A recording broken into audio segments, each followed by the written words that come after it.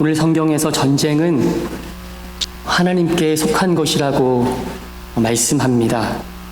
이것은 우리 편에 싸울 것이 없다는 말씀입니다만, 우리가 그 전쟁을 이기게 하시는 하나님만 의뢰하고 신뢰하는 것이 필요하다는 말씀이기도 합니다. 우리가 너무 잘 알고 좋아하는 다윗 이야기입니다. 소년 다윗이 골리앗과 1대1로 싸울 때 이길 수 있었던 것은 그가 목동이로 있을 때 하나님을 신뢰하는 법을 배웠기 때문입니다. 다윗이 사나운 곰과 또 사자의 입에서 양을 지켜낼 수 있었던 것도 여호와 하나님을 신뢰할 수 있었기 때문인 것이지요. 골리앗이 칼과 단창으로 나올 때에 다윗은 여호와 하나님의 이름을 의지하고 신뢰하는 강한 믿음이 있었기에 승리할 수 있었습니다. 오늘 본문에 나오는 여호사밧이라는 왕은 남유다에서 칭찬받은 왕들 중에 한 사람입니다. 여호사밧은 아사왕의 아들로서 국방을 튼튼히 하였고요. 그리고 다윗의 길로 행하여 하나님께서 그에게 복을 주셨다라고 말씀하고 있습니다. 유다의 모든 성읍과 나라를 견고하게 세울 수 있었다고 합니다. 또한 그는 하나님 앞에 나아갈 때에 전심으로 나아가서 여호와 하나님의 길을 걸었다라고 표현하고 있는데, 그것을 인하여서 산당과 아세라, 그 바알의 신상을 모두 다 제거하는 담대함을 보여주었습니다. 여호사밧은 35세에 왕위에 등극하는데 3년 만인 38세에 자주 국방을 이루게 됩니다. 견고한 요새와 국고성을 건축하고 유다에 그리고 예루살렘에 용맹한 군사들을 많이 두었다고 성경은 기록하고 있습니다. 역대하 17장 14절로 19절에 보게 되면 군사의 숫자를 알려주는데요. 그 군사의 수요가 유다에 속한 천부장 아드나가 으뜸이 된 용사 무려 30만 명, 지휘관 여호하난 밑에 28만 명, 자기를 여호와께 즐거이 드린 용사가 20만 명, 베냐민에 속한 용사가 활과 방패를 잡은 자가 20만 명, 또한 싸움을 준비하는 자가 18명, 이는 다 왕을, 즉 여호사밧을 모시는 사람이라고 성경은 기록하고 있고요. 이외에 온 유다 성읍들이 왕을 위해서 군사를 또 두었다라고 성경은 말씀하고 있습니다. 전부 숫자만 세어보니까 무려 116만 명 이상입니다. 대한민국이 군대가 60만 명이라고 하는데 그 자그만 나라 이스라엘이 116만 명 이상의 잘 훈련받은 군사, 용사가 있다고 하니 정말 여호사밧은 대단한 사람입니다. 또한 여호사밧은 다른 왕들과 다른 점이 하나 있는데 국토를 대장정했다는 것입니다. 역대하 19장 한 장만 넘겨보시면 4절 말씀에 여호사밧이 예루살렘에 살더니 다시 나가서 브엘세바에서 에브라임 산지까지 민간에 두루 다니며 그들의 조상들의 하나님 여호와께로 돌아오게 하였다고 말씀합니다. 역대왕 중에 백성들에게 친히 찾아가서 하나님의 위대하심을 알려준 왕은 없었던 것 같아요. 한 나라의 왕이 전도하고 있으니 백성들 중에 하나님께 돌아오지 않을 자가 한 명도 없었던 것입니다. 그뿐만이 아닙니다. 왕위에 오른 지 3년 만에 지도자인 방백들을 부릅니다. 레위 사람들을 부릅니다. 제사장들을 뽑습니다. 여러 유다 성읍에 두루 다니면서 하나님의 말씀을 가르치고 율법책을 또한 가르쳤다고 성경은 기록하고 있습니다. 여러 왕들이 개혁을 통해서 산당을 수도 없이 없애려고 했는데 숲으로 돌아갔습니다. 그런데 그들은 왜 그럴까요? 여호와 하나님에 대한 믿음과 그 신뢰가 백성들의 삶의 자리까지 미치지 못한 것은 아니었을까요? 여호사밧은 진심으로 하나님을 사랑했고 하나님의 말씀대로 살아가는 모습을 백성들에게 친히 보여주었던 것입니다.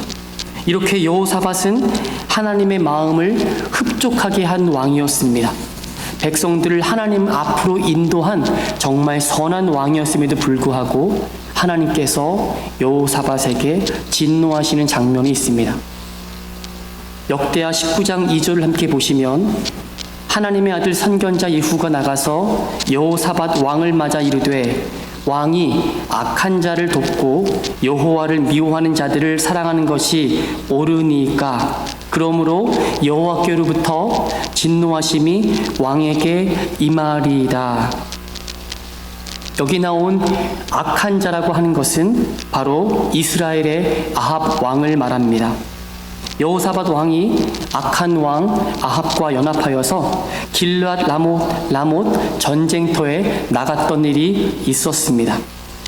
아합 왕은 전쟁터에서 죽지 않으려고 왕의 모습을 하지 않고 그냥 평범한 병사의 모습을 하고 나갔는데요.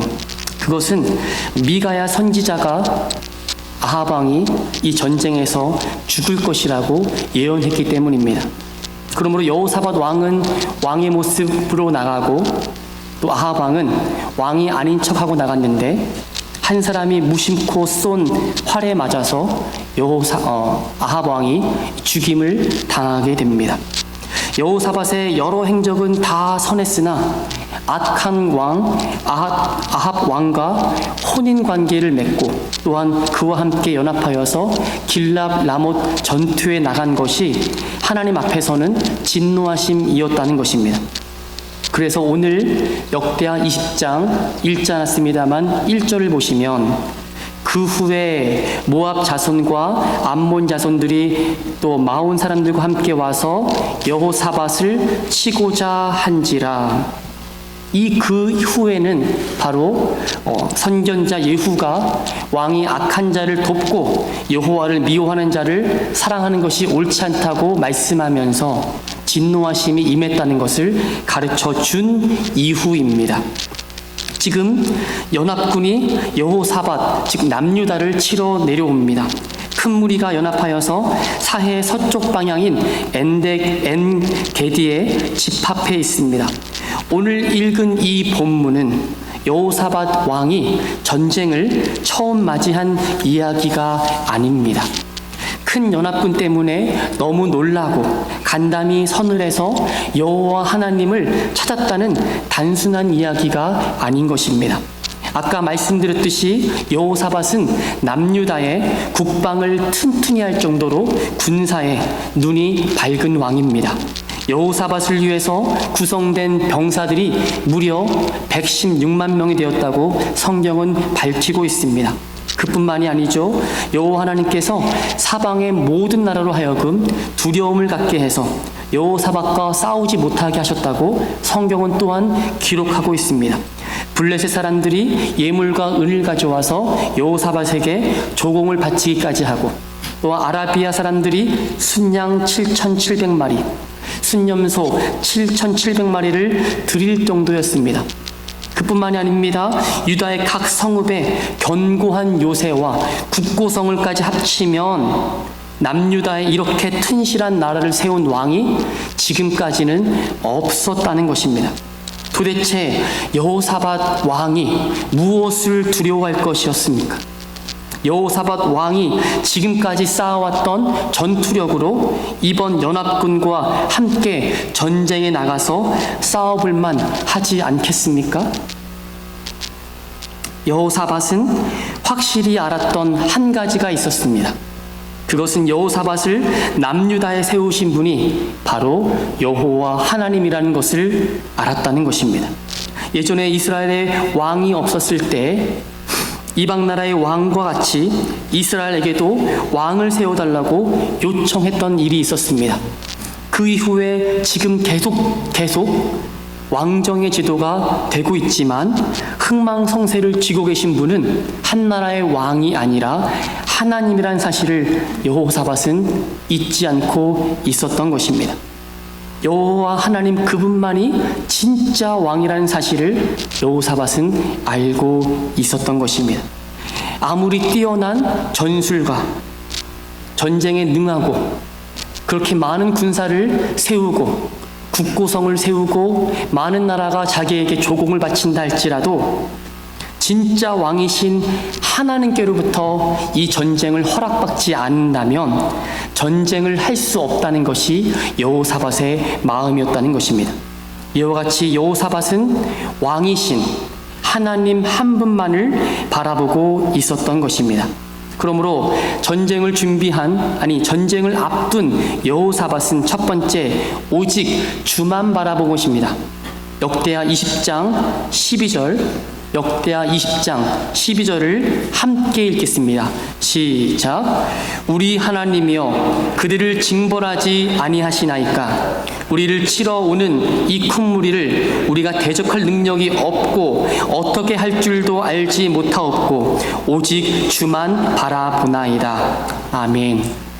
여호사밧은 국가의 원수로서 하나님 앞에서의 모습이 참으로 감동이 됩니다. 오직 주만 바라보나이다. 여호사밧과 남유다의 모든 백성들이 그들의 눈이 구원을 주시는 여호와 하나님께 고정되어 있다는 것입니다. 이것이 참된 믿음입니다. 저와 여러분도 여호사밧과 남유다의 백성들과 같이 우리의 눈이 여호와 하나님 한 분에게 고정되어 있기를 간절히 축원드립니다. 전쟁이 눈앞에 펼쳐질 때에 여호사밧은 두려워하는 마음으로 여호와께 낯을 향하여 간구합니다. 온 유다 백성들 앞에 금식하라고 선포합니다. 국가의 위기인 전쟁 속에서 금식하라는 것입니다. 보통 전쟁 앞에서 금식하면 어떻게 합니까? 더 잘 먹여야 전쟁을 할 수 있는데 금식하라는 것이에요. 유다 모든 사람들이 그 말에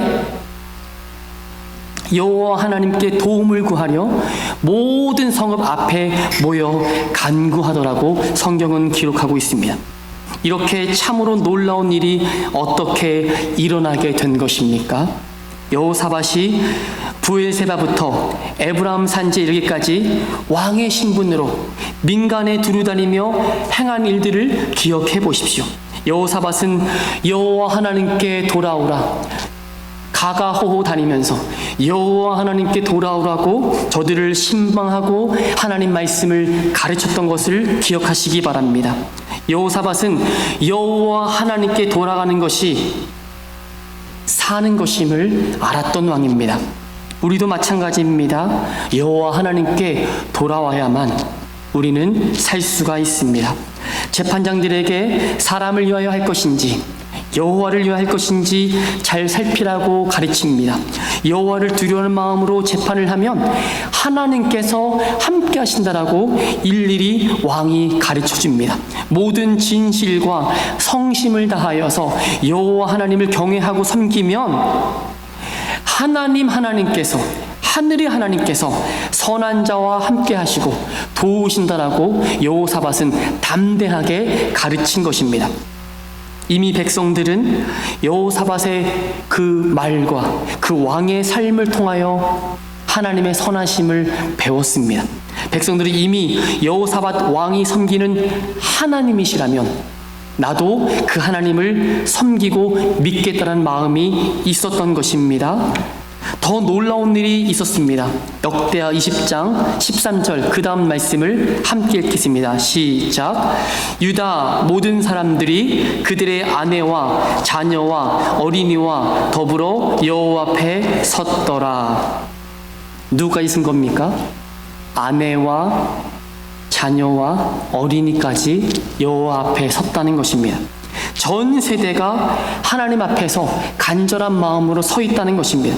이 기도하는 장면을 상상해 보시기 바랍니다. 이것은 놀라운 부흥의 모습입니다. 신앙에는 어떠한 세대 차이가 보이지 않는다는 것입니다. 여호와 하나님 한 분만 바라보는 것이 어른들만 그러는 것이 아니라 부녀자도 자녀 어린이까지도 하나님 앞에 서 있다고 고백하고 있습니다. 여호사밧이 간절한 마음으로 하나님의 얼굴을 구하고 온 유다 백성들과 함께 금식을 할 때에 남유다를 치러 오는 이 큰 무리를 대적할 능력이 하나도 없고 어쩔 줄 모른다고 하며 주만 바라본 그 여호사밧에게 하나님은 큰 능력을 베풀어 주시는 줄로 믿습니다. 이때 여호와의 영이 레위 사람 야하시엘에게 임하게 됩니다. 15절로 17절까지 한 번 더 같이 읽겠습니다. 15절부터 17절 시작. 야하시엘이 이르되 온 유다와 예루살렘 주민과 여호사밧 왕이여 들을지어다. 여호와께서 이같이 너에게 말씀하시기를 너희는 이 큰 무리로 말미암아 두려워하거나 놀라지 말라. 이 전쟁은 너희에게 속한 것이 아니요 하나님께 속한 것이니라. 내일 너희는 그들에게로 내려가라.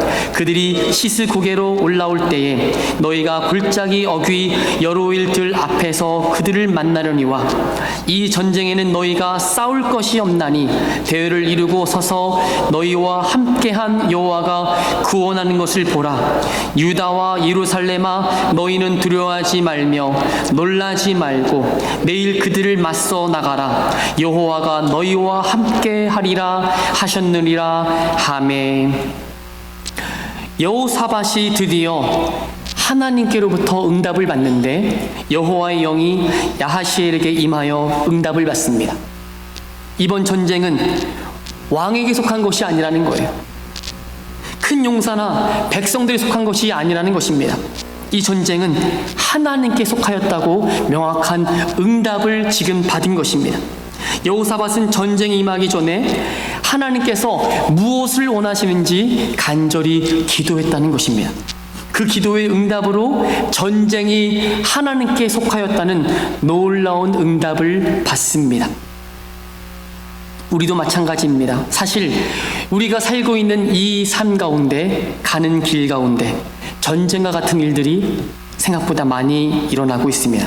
우리 힘으로 감당할 수 없는 그 전쟁이 수도 없이 많이 일어나서 어쩔 때는 포기하기도 하고 어쩔까 말만 아니면 발만 동동 구리고 낙심할 때가 많이 있습니다. 근데 우리는 하나님께서 우리 삶의 진정한 주인이란 사실을 잊으시면 안 됩니다. 하나님은 우리 삶의 진정한 왕이 되시고 하나님께서 이기게 하셔야 우리 삶의 전쟁을 이길 수가 있는 것입니다. 두 번째로 응답을 받은 여호사밧은 전쟁 가운데 찬양을 하였다는 것입니다. 여호사밧이 전쟁에 하나님께 속하였다는 명확한 응답을 듣고 난 후 그가 취한 행동은 바로 하나님을 예배하였다는 것입니다. 18절과 19절입니다. 여호사밧이 몸을 굽혀 얼굴을 땅에 대니 온 유다와 예루살렘 주민들도 여호와 앞에 엎드려 여호와께 경배하고 그의 자손과 고라 자손에게 속한 레위 사람들은 서서 심히 큰 소리로 이스라엘 하나님 여호와를 찬송하니라. 이러한 찬송이 저 여러분 가운데도 항상 있기를 원합니다. 오늘 여호사밧 왕이 행한 일들을 볼 때 가장 놀라운 행동이 바로 이것입니다. 보통 전쟁에서 승리를 하고 난 후에 사람들이 승리 찬송을 부른다고 생각합니다. 왜냐하면 승리라는 것은 우리의 눈으로 목도해야지만 그것이 승리고 그때야 비로소 우리는 찬송할 수 있다라고 말하지 않습니까? 그런데 여호사밧은 달랐다는 것입니다. 전쟁이 하나님께 속했다는 응답을 먼저 받았습니다. 아직 전쟁이 승리로 맞춰지지 않았습니다. 여기에 영적인 놀라운 원리가 있습니다. 우리가 위기와 어려움에 실패하고 말았다면 그 위기와 어려움 때문에 실패한 것이 아니라 위기와 그 어려움 전에 기도하지 않았기 때문에 실패한 것을 기억하셔야 됩니다. 또한 온전한 기도를 드린 후에 하나님으로부터 명확한 응답을 받았다면 그 응답을 믿음으로 찬송하는 것이 필요하다는 것입니다. 기도 응답은 사람 앞에서 그리고 사람 앞에서 믿음의 선포로 드러나게 되어 있습니다. 여호사밧은요, 하나님의 응답을 실제로 믿었습니다. 아침 일찍 두고와 들에 나와 있는 백성들을 향하여 여호사밧은 이렇게 말합니다. 예루살렘 주민들아, 내 말을 들어라. 너희는 너희 하나님 여호와를 신뢰하라.